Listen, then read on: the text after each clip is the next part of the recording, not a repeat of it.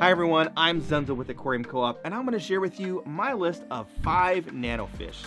Now, what are nanofish? Nanofish are small fish that are less than about 1.5 inches in length and are often suited for smaller aquariums of around 15 gallons or less.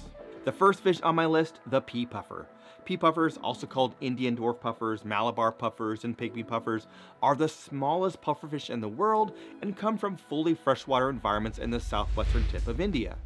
Growing only to 1 inch long, they're sold from anywhere from $3 to $15 at your local fish store, although usually not available at pet store chains. When choosing your puffer, make sure to pick a healthy fish with a nicely rounded belly. It also helps to ask the fish store employees what they feed the puffers, since they can be picky eaters. Nowadays, most pea puffers are captive bred, but if they are wild caught, they may need some additional deworming medication.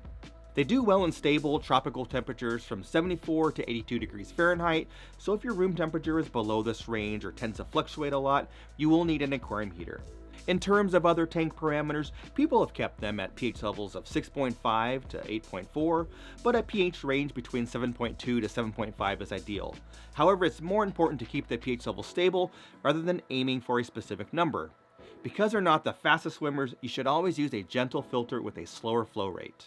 Pea puffers are hardcore carnivores that are best fed on a diet of frozen foods like frozen bloodworms and brine shrimp, as well as live foods like pest snails or blackworms. They typically will not take dry foods, but we've had good luck with Hikari viperbites because they look and even move like bloodworms as they're sinking. Most larger pufferfish must be fed hard, crunchy foods to grind down their ever-growing teeth. But thankfully, pea puffers don't have this problem. Therefore, if you can't get a hold of live snails, it's not a deal breaker. Just make sure to feed a wide variety of frozen foods so that they get all the essential nutrients they need to live a long and healthy life. Given how territorial pea puffers can be, many people have a lot of success keeping just one pea puffer in a 5-gallon aquarium by itself. If you want to keep more than one, the general rule of thumb is to provide 5 gallons of water for the first puffer and 3 gallons of water for each additional puffer. In other words, it is possible to keep 3 pea puffers in a 10-gallon tank and 6 to 7 in a 20-gallon tank, but your rate of success depends on how well you set up their environment. If the tank is mostly bare without a lot of cover, expect to see a pufferfish battle zone. If you have a lush, densely planted aquarium, you might be able to handle 3 puffers in a 10-gallon space. The next fish on my list is the white cloud mountain minnow. The white cloud mountain minnow gets its common name from White Cloud Mountain in southern China, where it was first discovered. This 1.5-inch minnow has a darker body with a white horizontal stripe and reddish fins. In nature, it feeds on plankton and insect larvae in slow-moving streams filled with thick aquatic plant growth. The species is endangered in the wild, so the white clouds sold in stores are all bred in captivity. The most common variants that you will find are the regular white cloud, gold white clouds, and long fin white clouds. White clouds are extremely hardy and can live in a wide range of pH from 6.5 to 8.5 and temperatures from 65 to 77 degrees Fahrenheit. They may get stressed if the water gets too warm, but can readily live in a fish tank with no heater. We have even had them overwinter in ponds covered with 2 inches of ice. White clouds are schooling fish and feel more comfortable when kept in groups. We recommend having at least 6 in a 10-gallon aquarium. White clouds are not very aggressive, although you may see the males sparring from time to time, and can be kept with other peaceful community fish that are similar in size and live in the same water parameters.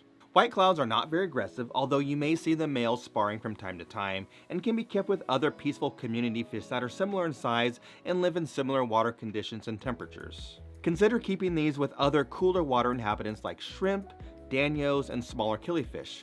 For a good bottom-dwelling tank mate, consider the hillstream loach. White clouds are easy to feed and will take to just about any small foods that they can fit in their mouths. The main thing is to offer a variety of foods so that they get all of the essential nutrients needed. White clouds can also be easy to breed as long as you have at least one male and female in your group. You can use a spawning mop or have some dense aquarium plants in your tank, which the fish will use to lay their eggs. The fry will also use these to hide when they are still small. The fry or baby fish are very small when they're first hatched, so make sure that you provide a food that is small enough for them to eat. The next fish on my list is one that is extremely colorful for such a small package, the Scarlet Battist. Scarlet Battist, also known as Dario Dario, is a 1-inch oddball nanofish that is known for its vivid red coloration with vertical striping on the body. Females are a bit duller in color, having more of a brown hue, and are rarely sold in fish stores. Male Scarlet Battist can be quite territorial towards each other, so your best bet is to keep a single male or 3 to 4 of them so that their aggression is spread out. If you choose to keep just one Scarlet Battist, they tend to stay near the bottom of the aquarium, so you could add some peaceful tank mates like clown killifish to swim near the top, and maybe some pink ramshorn snails as your cleanup crew.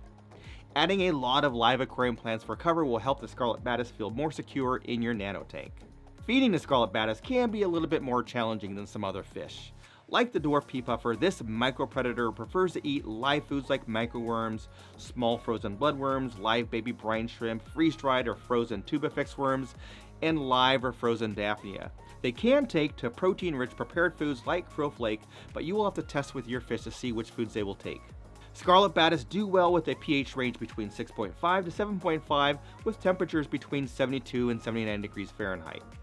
Now, maybe you're looking for a colorful little fish that stays in the upper third of your nano aquarium? Well, say hello to the clown killifish, also called the rocket fish and banded panchax. These common names come from the alternating vertical bands of dark brown and tannish yellow on its body and the vibrant flame-like tail that males possess. While adult killies can reach up to 1.4 inches, most of the fish sold at stores are juveniles around a half an inch long and won't display their true red, yellow, blue, and orange colors until you bring them home and raise them to maturity. Because of their small size, clown killies are one of the few species that can live in a 5-gallon nano tank or larger. As with most surface-dwelling fish, the key is to keep a tight lid or hood with all of the gaps covered so that they won't jump out of the aquarium. They originally come from slow-moving streams and swamps near the coast of West Africa, so provide a gentle filter with low flow like a sponge filter, and lots of floating plants for cover. Like most killifish, they can live in cooler temperatures ranging from 67 degrees up to 80 degrees Fahrenheit, so you can keep them in an unheated aquarium with other cool water species. In fact, lowering the water temperature can actually help slow down their metabolism, lengthening their lifespan, which is only around 2 to 3 years. Because of their brightly colored tails, you may be tempted to get all males, but they can be sometimes a bit territorial with each other, so instead aim for a ratio of 1 male to every 2 to 3 females. A larger group of clown killies allows them to feel more comfortable in their environment and display their natural social behaviors. They are a fun community fish and get along fine with other peaceful fish that aren't big enough to eat them. In the past, we have kept them with celestial pearl danios, Norman lamp-eye killifish, chili rasporas, pygmy cory catfish, snails, and other nano species. Because of their tiny mouths and preference for swimming near the water surface, give them a wide variety of tiny floating foods such as easy fry food, crushed flakes, and freeze-dried daphnia. Last but not least, we have the green neon tetra. As a slightly smaller cousin of the regular neon tetra, green neon tetras only grow to around 1 inch to 1.25 inches long and don't have much of a red stripe. Instead, their body is predominantly covered in a bright blue-green horizontal stripe that shines brilliantly even when the light is dim. Green neon tetras can live in slightly more acidic waters, but otherwise thrive in standard water parameters for a tropical community tank. They are peaceful schooling fish, so we recommend that you get at least 6 to 8 so that they feel more secure and display more natural behaviors. Ideal tank mates would be other tropical community fish that are not too aggressive and will predate upon the green neon tetras and have similar water parameter requirements. Feeding green neon tetras is fairly easy as they are omnivores that take to most prepared, freeze-dried, frozen, or live foods. As long as the food is slow sinking and will fit in their mouths, they will mostly take to it.